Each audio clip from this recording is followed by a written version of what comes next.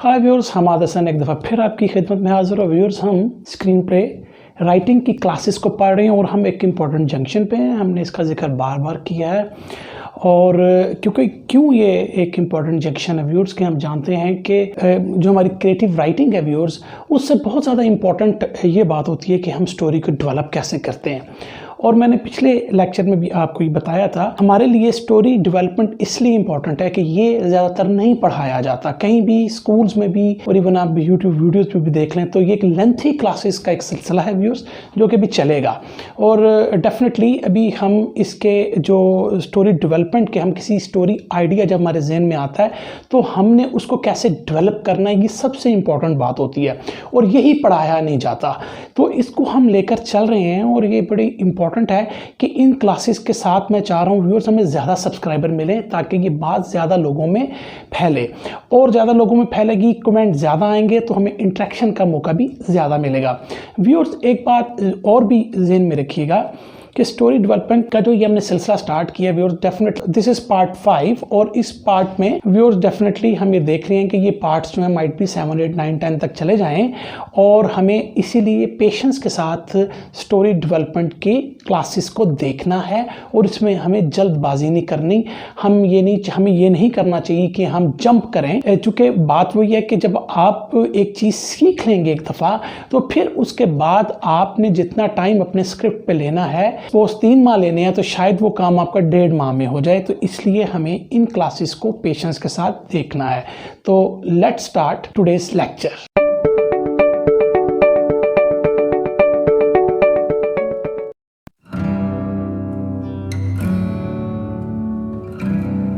Viewers, just a small recap, और हमने ये देखा कि पिछली क्लासेस में हम कहाँ तक पहुंचे। व्यूअर्स, एक हमारा इनविजिबल स्ट्रक्चर है। मैं ये बार बार इसलिए भी रिपीट करता हूँ, कुछ तो हमें ये अंदाज़ा हो जाए कि हम किस पॉइंट पर, और हमारे जो नए सब्सक्राइबर्स हैं उनको अगर नहीं पता कि हम अब किस स्टेज पर हैं तो kindly refer to my previous classes और उसमें आपको उन वीडियोस में सारा कुछ पता चल जाएगा कि हम कहाँ तक मौजूद हैं। तो व्यूअर्स, एक रिकैप के हमारा जब एक स्टोरी आइडिया आता है तो एक इनविजिबल स्ट्रक्चर होता है, वो जिसको मैंने कहा था कि वो करैक्टर है, कंस्ट्रक्शन है, डिज़ायर है, रिलेशनशिप है, रेजिस्टेंस है और एडवेंचर है। और व्यूअर्स, उसके बाद हमारा चेंज है। Character, construction, desire, relationship, resistance, adventure और चेंज। और व्यूअर्स, उसके बाद हमने कहा कि डेफिनेटली जब एक स्टोरी हमारे माइंड में होती है तो इट्स वेरी डिफ़िकल्ट, एक प्रोसेस होता है कि उसको पेपर पे कैसे लाएं। माइंड में आपके रोज़ कई आइडियाज़ आ रहे होंगे लेकिन जब आप उसको पेपर पे उतारेंगे वो उस तरह शेप नहीं लेते। It's very important. कई दफ़ा आपके एग्जाम में डिज़ायर आएगा किसी करैक्टर का, आप कहेंगे वेरी गुड डिज़ायर आ गया, लेकिन आप नहीं कर पाएंगे। डिज़ायर तो आपको समझ में आ गया, मिसाल उसने बैंक लूटना है, डिज़ायर आपको करैक्टर का समझ में आ गया, लेकिन पेपर पे वो डिज़ायर कैसा होगा, वो करैक्टर खुद कैसा होगा, उसका कंस्ट्रक्शन का एलिमेंट क्या था, ये सारी चीज़ें आप जब पेपर पर उतारेंगे आपको डिफ़िकल्ट हो जाएगा। अब एक तरीका तो ये कि be let the story remain cooking in your mind, लेकिन ऐसा मुमकिन नहीं होता क्योंकि उसमें कई महीने भी लग सकते हैं। तो उसके लिए हम ये चाहते हैं कि हम एक ऐसा मेथड अपना लें कि जिससे हम जल्द अपने इनविजिबल स्ट्रक्चर को विजिबल स्ट्रक्चर में लाने की पोजीशन में। और विजिबल स्ट्रक्चर क्या है?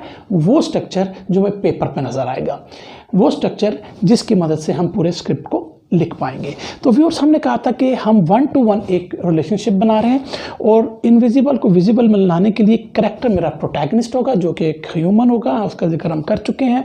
कंस्ट्रक्शन वो जो एक लम्हा है कि जिसमें डेफिनेटली किसी भी करैक्टर का, और भी याद रखें कि ये कंस्ट्रक्शन के पॉइंट ऑफ व्यू से हम किसी विलन की बात नहीं कर रहे। कमेंट्स में लोगों ने पूछा, नहीं, ये जो हम कंस्ट्रक्शन की बात करें हमारे प्रोटैगनिस्ट के हवाले से है, हमारे इस करैक्टर के हवाले से वो कंस्ट्रक्शन है।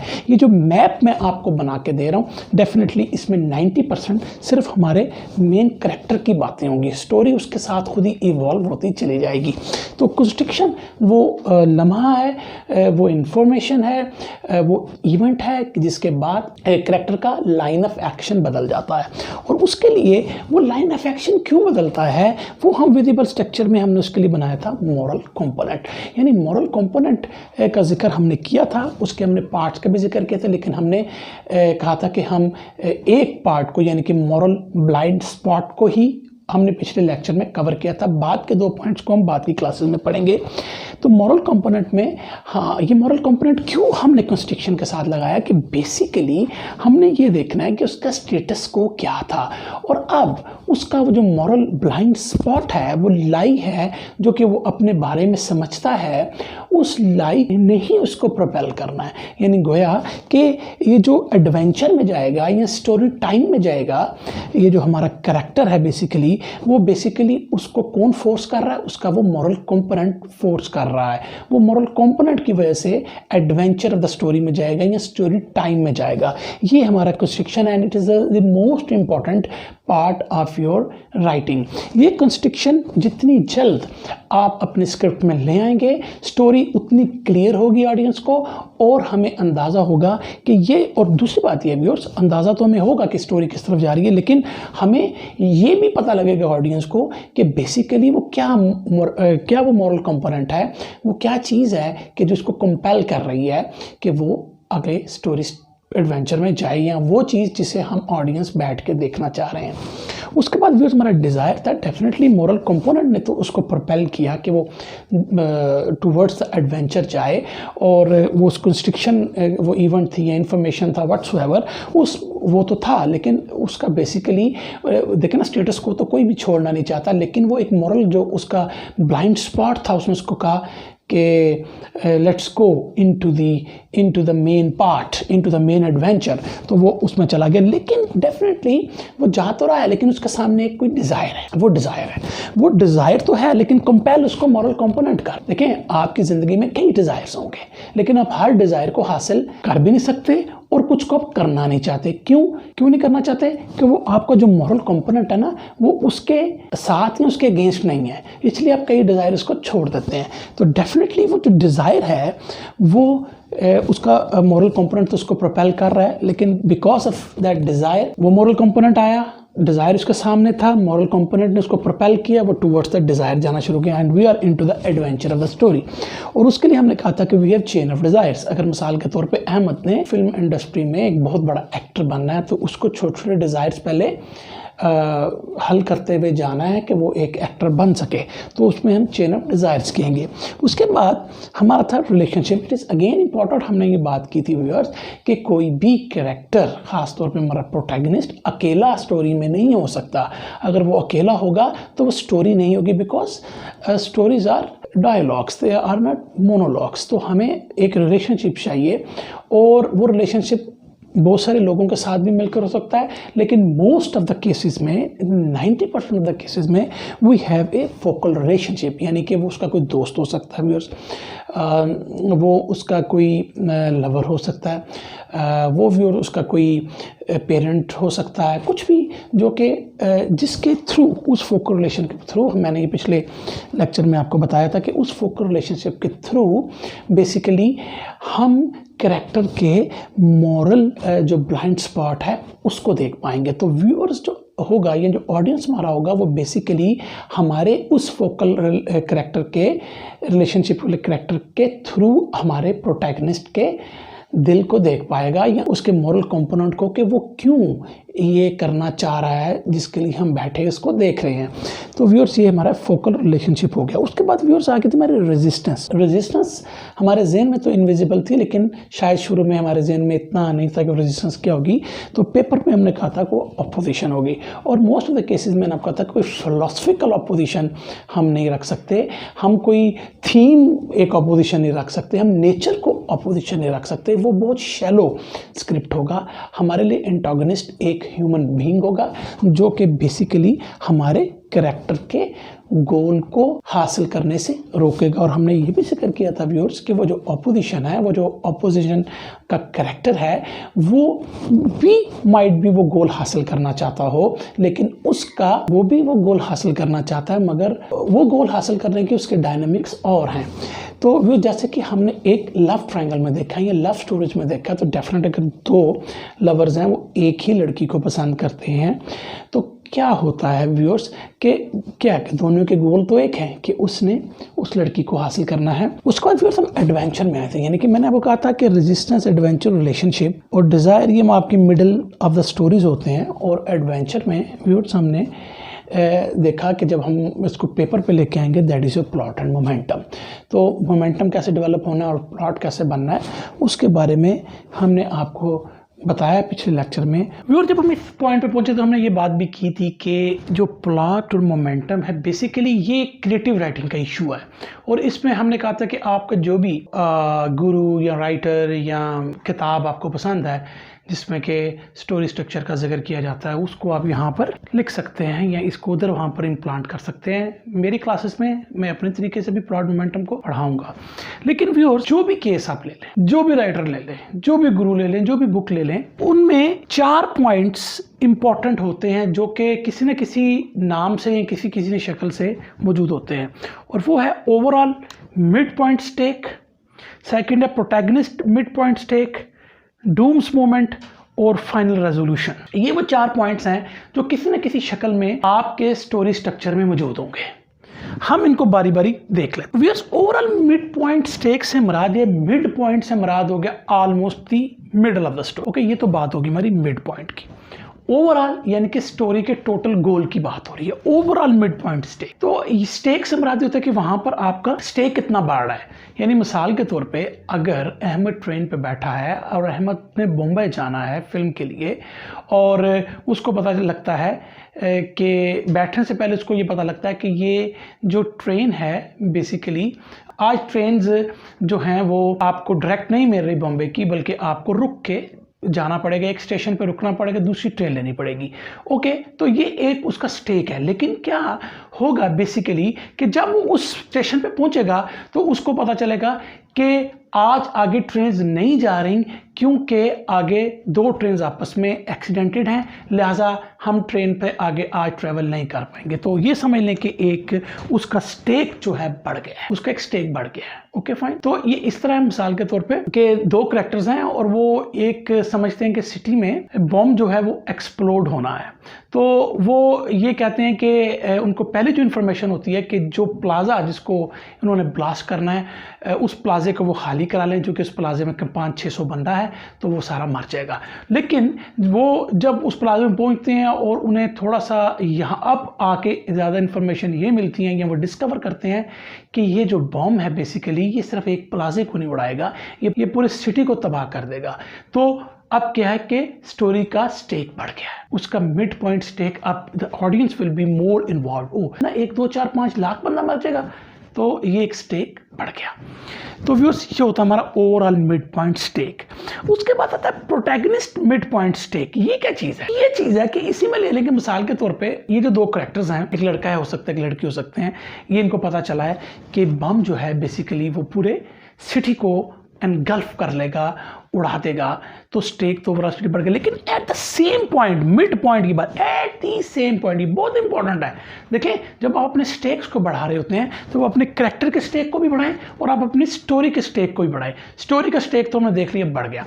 अब सपोज जो मेल कैरेक्टर उसको पता चलता है ये बम पता किसने इम्प्लांट किया है, ये बम इम्प्लॉट किया है उसके होने वाले ब्रदर इन लॉ ने। नाउ व्हाट हैपेंस कि प्रोटैगनिस्ट का स्टेक बढ़ गया। अगर वो अब वो क्या करे, एक तरफ उसका जो लव है अब वो स्टेक पे आ गया है ना, उसका ब्रदर इन लॉ जो है इन्वॉल्व है इस सारे मामले में। तो अब क्या है कि क्या वो लव को कंप्रोमाइज करेगा यहाँ, क्या वो बम को, या अगर यानी कि क्या वो अपने लव को सेक्रीफाइस करेगा, क्या वो अपने ब्रदर इन लॉ को बचा लेगा, या वो अपने लव की परवाह नहीं करेगा, ब्रदर इन लॉ की परवाह नहीं करेगा, वो तमाम शहर के लोगों की परवाह करेगा।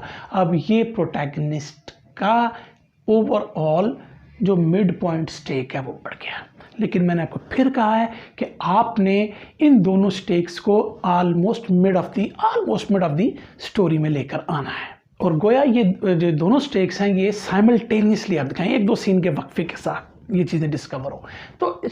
तो क्या है कि हर चीज़ का स्टेक बढ़ गया। नाउ व्यूअर्स हम आगे डूम्स मोमेंट पे। ये डूम मोमेंट जो होता है ये आप समझ लें कि लास्ट क्वार्टर ऑफ द आपका फिल्म होगा या last quarter of the novel होगा ऑलमोस्ट, जिसमें ये रिफ्लेक्शन हमें आएगी, ये प्रोटैगनिस्ट को पता लगेगा कि एवरीथिंग हैज़ लॉस्ट। प्रोटैगनिस्ट ने जो डिज़ायर हासिल करना था, उसका जो मॉरल कंपोनेंट था, जो उसने डिज़ायर हासिल करना था वो नहीं कर पा रहा। ठीक है, इट मीन्स कि प्रोटैगनिस्ट इस टाइम जो है वो लोअर एस्टीम पर है अपने, और आपका एंटैगनिस्ट जो है वो अपर एस्टीम पर है इस वक्त। और डूम्स मोमेंट में डूम्स इसलिए क्या कहते हैं, यानी क़यामत, यानी कि अब एवरीथिंग इज बीन लॉस्ट, अभी लॉस्ट है। तो व्यूअर्स क्या होगा, इसी मोमेंट पे वो बेसिकली खुद को रीग्रुप भी कर रहा होगा ना, ये मोमेंट डूम रीग्रुप वो कर रहा होगा और अपने करेज को वापस हासिल कर रहा होगा, क्योंकि अब इससे नीचे वो नहीं गिर, he has to regroup him, ठीक है ना। और इसी पॉइंट पर व्यूअर्स उसको आहिस्ता आहिस्ता अपने मॉरल ब्लाइंड स्पॉट कर पता लगना शुरू हो जाएगा, उसको ये पता लगना शुरू हो जाएगा कि ये मैं क्या गलत करता आ रहा हूँ। अभी पूरी तरह वो क्लियर नहीं होगा, लेकिन वो उसको पता लगना शुरू हो चुका होगा। और यहाँ से लेके फिल्म के एंड तक या आपके फाइनल रेजोल्यूशन तक ये चीज़ उसको रिवाइवल होगी, ठीक है ना। ये उसको पता चलेगा कि उसको हर रोज़ अब ये पता लग रहा है कि क्या उसका मॉरल ब्लाइंड स्पॉट है। तो जब उसको अपने मॉरल ब्लाइंड स्पॉट का पता लगेगा तो वो अपने मॉरल कंपोनेंट को रिवाइव करेगा, उसको ठीक करने की कोशिश करेगा, ठीक है ना। और ये एंड ऑफ द स्टोरी या द रेजोल्यूशन तक चलता जाएगा। ओके व्यूअर्स, तो ये होता है हमारा dooms moment. Now viewers we come to the final resolution. और इसका जिक्र मैंने कुछ पिछली क्लासेस में भी जब हमने प्लॉट को थोड़ा सा टच किया था तो उसमें हमने जिक्र किया था, और उसमें आपको मैंने काफ़ी तफसीलन ये बताया था। तो आप मेरी पुरानी वीडियोस को देख सकते हैं और उसमें आप देख सकते हैं मैं इसको किस तरह जिक्र किया था। लेकिन यहाँ पर मैं वो चीज़ें नहीं बता रहा, वो बेसिकली जब हम स्ट्रक्चर में जाएंगे दोबारा उसको पढ़ेंगे। लेकिन फाइनल रेजोल्यूशन में जो मैंने आपको पॉइंट बताना है बेसिकली कि ये वो लम्हा है, वो इवेंट्स हैं, ये वो स्टेज है कि जहाँ पर अब बेसिकली एंटेगनिस्ट और प्रोटैगनिस्ट अपने फाइनल रेजोल्यूशन पे आ गए। एंटेगनिस्ट और प्रोटैगनिस्ट कन्फ्रंटेशन की लास्ट पोजीशन पे आ गए। ये फिजिकल कन्फ्रंटेशन भी हो सकता है, मैंने आपको फिजिकल कॉन्फ्रंटेशन के बारे में बताया भी था कि बेसिकली अब क्या होगा यहाँ पर कि दो बातें हो सकती हैं। एक आपका सीधे मेटाफोरिक इसका कोई रिजल्ट होगा और दूसरा इसका बिहेवियर रिजल्ट होगा। मेटाफोरिक रिजल्ट तो ये होता है ना कि साहब आपने लड़की का लव हासिल करना है, मिल गया, आपने कोई मनी हासिल करनी थी, बैंक लूटना था, आपने लूट लिया, या जो भी आपका डिज़ायर था वो आपका मेटाफोरिक रिजल्ट आ गया। लेकिन यानी कि यहाँ पर चेंज आनी है ना, तो वो मैं आपको बता रहा हूँ। और दूसरी ये है कि आपके बिहेवियरल यानी कि जो हमारा इनर है कि उसको जो हमारा बिहेवियरल होगा उसमें बेसिकली जो चेंज आएगी वो उसके मॉरल कंपोनेंट में आएगी। तो कई दफ़ा ऐसा होता है कि स्टोरीज़ में जब वो एक चीज़ हासिल कर लेते हैं, इस पर वो बैंक लूट लेता है, करोड़ों रुपया भी उसने हासिल कर लिया, लेकिन उसको ये पता लग चुका होगा थ्रू आउट द स्टोरी, जब हम ये डिस्कवर हो चुका होगा कि जो उसने किया वो गलत किया। बेसिकली उसको अपने मॉरल ब्लाइंड स्पॉट का पता लग चुका है। उसने कोई एक चीज़ हासिल तो कर ली, लेकिन उसको ये डिस्कवर होगा कि उसको ये चीज़ चाहिए ही नहीं, क्योंकि वो अपने मॉरल कंपोनेंट को, अपने मॉरल ब्लाइंड स्पॉट को हील कर चुका होगा। तो ये इसके दो रिजल्ट्स होते हैं बेसिकली। तो करेक्टर अपने डूम्स मोमेंट से ही चेंजिंग लेकर आ रहा है अपने अंदर, या वो चेंज होता जा रहा है, लेकिन फाइनल चेंज उसका फाइनल रेजोल्यूशन की इवेंट पे ही होगा जहाँ पे एंटागोनिस्ट उसको पूरी तरह एक्सपोज कर चुका होगा। इस मोमेंट पर, इस जगह पर, इस स्टेज पर the change has to occur, लिहाजा the change occur, they grow, और उनको ये पता लगेगा कि पूरी स्टोरी में या पूरी ज़िंदगी में वो अब तक गलत करते आए हैं। तो यहाँ पर चेंज जो है इनएविटेबल हो जाएगी, ही हैज़ टू चेंज। तो व्यूअर्स, एक तो प्रोटैगनिस्ट को अपने ट्रू सेल्फ का पता चल जाएगा, लेकिन अगेन मैंने कहा कि ज़रूरी नहीं कि उसकी चेंज पॉजिटिव हो, वो हो सकता है कि बैकवर्ड चला जाए उसकी चेंज। ज़रूर ये कोई रूल नहीं है कि उसने पॉजिटिवली ही चेंज होना है, हो सकता है वो मज़ीद अपने मॉरल ब्लाइंड स्पॉट में घुसता हुआ चला जाए। तो ये डिपेंड करता है कि आपने उस कैरेक्टर को क्या देखना है। I don't know your story, लेकिन मैं आपको बता रहा हूँ कि ये कोई रूल नहीं कि उसने पॉजिटिवली चेंज ही होना, तो वो बैकवर्ड भी आ सकता है। तो व्यूअर्स, इस लम्हों में जो कि आखिरी 15-20 मिनट आपकी फिल्म के, नावल के आखिरी 15-20 सफ़े अंदाज़न आप कह सकते हैं, डिपेंड अपॉन, ये ज़रूरी नहीं है कोई हार्ड एंड फास्ट रूल नहीं है, मैं आपको एक जनरल सा रूल बता रहा हूँ। तो उसमें बेसिकली आप फाइनल रेजोल्यूशन में पहुँच जाएंगे। इसमें आप एक्सप्लोजन्स देख सकते हैं, लड़ाई देख सकते हैं, ये भी हो सकता है कि दो लोग ड्राइंग रूम में बैठ के कोई कन्वर्सेशन कर रहे हों, ये भी एक फाइनल रेजोल्यूशन में जा सकता है। ये बेसिकली एक हमारा क्रिएटिव राइटिंग का इशू है।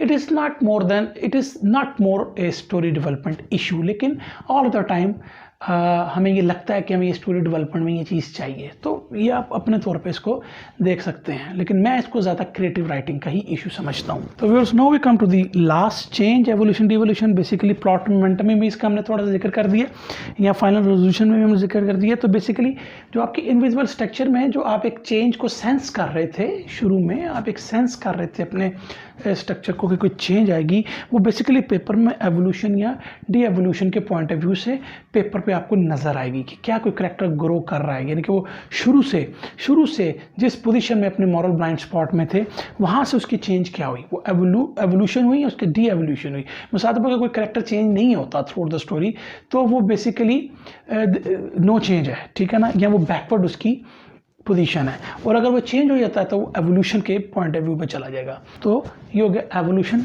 D evolution. मिसाल के तौर पे हमने इंडियन भी कई फिल्म्स में देखा है और हॉलीवुड की फिल्मों में देखते हैं। हम इसके चलें एक ऐसे एग्जांपल ले लेते हैं मिसाल के तौर पे कि एक शख्स है और उसकी वाइफ है और दे आर लिविंग हैप्पीली, लेकिन उस करैक्टर को ये पता नहीं कि उसकी जो वाइफ है वो मॉरली करप्ट है और वो किसी और शख्स के साथ भी इन्वॉल्व है। तो व्यूअर्स, क्या होगा कि एक स्टेज पे आके उस करैक्टर को पता लगेगा कि उसकी वाइफ जो है वो मॉरली करप्ट है, तो उसकी कन्फ्रंटेशन उस शख्स के साथ होगी जिसके साथ कि उसकी वाइफ के साथ उसकी कन्फ्रंटेशन होगी, लेकिन वो एक लंबी बहस होगी।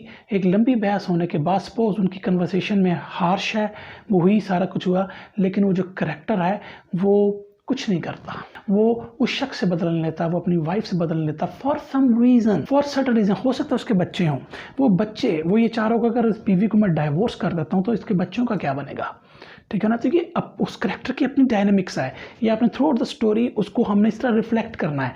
तो वो सपोज कुछ नहीं कहता, वो उस अपनी वाइफ को या उस शख्स को कुछ नहीं कहता, उसको उनके हाल पे छोड़ देता है बिकॉज ऑफ चिल्ड्रन।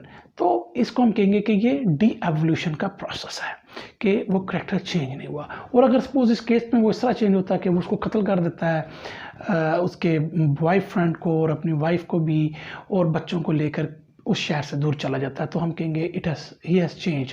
पहले वो एक खामोश शख्स था जो कि सुनता रहा थ्रू आउट दी स्टोरी अपने वाइफ की बातें, और क्या कहते हैं, जो कि वो अपने इस मॉरल लाइन में था कि उसकी वाइफ जो है बड़ी सिंसियर है, लिहाजा उसको उसकी बातें सह लेनी चाहिए। लेकिन जब उसको डूम मोमेंट में जाके पता लगा कि समथिंग रॉन्ग हैज़ हैपेंड और उसको अपने इनर का पता लगना शुरू हुआ कि नो, कि वो एक मॉरल ब्लाइंड स्पॉट में था। तो इस तरह रेजोल्यूशन के पॉइंट, जब वो रेजोल्यूशन पे हम उस स्टोरी को लेकर आएंगे तो हम देखेंगे कि वो कन्फ्रंट करेगा उस बॉयफ्रेंड से, उसको कत्ल भी कर सकता है, वाइफ को भी मार सकता है, सो ऑन व्हाटसोएवर आपकी स्टोरी का जो स्ट्रक्चर होगा उसको आप उसमें लेके जा सकते हैं। तो व्यूअर्स, ये था हमारा इनविजिबल से विजिबल स्ट्रक्चर का जो मैंने आपको बताया है, और इससे ये मोस्ट इम्पॉर्टेंट चीज़ें थी जो मैंने आपको जिक्र किया है। व्यूअर्स, हमें सबसे पहले याद रखें जब आइडिया आएगा तो ये जो हमारे 7 स्टेप हैं ये इंपॉर्टेंट हैं, ये इसमें शामिल होंगे, और उसको विजिबल में लाने के लिए मैंने आपको बताया कि किस तरह विजिबल में लेकर आएंगे। तो व्यूअर्स, आज की क्लास के लिए इतना रखते हैं। हम नेक्स्ट अपने क्लास में देखेंगे कि हम प्रेमिस लाइन को कैसे विजिबल और इनविजिबल के साथ लाइन अप करते हैं। तो ये इस चीज़ को हम देखेंगे, और एक ये इंपॉर्टेंट सेक्शन आगे स्टार्ट होगा। इसलिए इंपॉर्टेंट होगा कि हमने जो उस फर्नेस में से गुजरना है उसका वो एक अगला स्टेप होगा। Please subscribe to my channel और इसको सोशल मीडिया पे शेयर भी करें। Thank you very much.